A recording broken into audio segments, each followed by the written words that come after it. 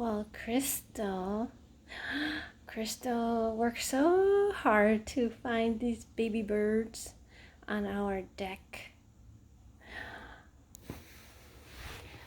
The birdhouse was right there, and there it is. She has been looking at it for days and days, and she heard chirping, but I didn't hear anything, but she swears she heard chirping. So today she did some damages.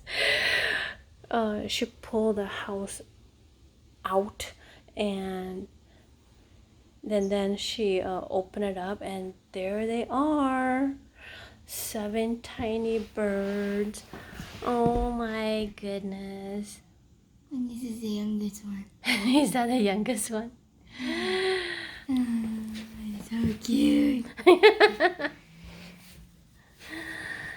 You have to be gentle. No, I'll be really hard. You have to be gentle. Well, Crystal promises to put them back. Oh, I'll keep one of them. No, you cannot keep them. You have to put them back. I want to keep one. You can't raise them. You cannot raise them.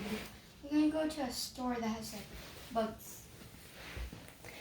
And Crystal brought the house into the house, and then she broke the house. See, it was like that. And she broke the house and discovered them deep inside.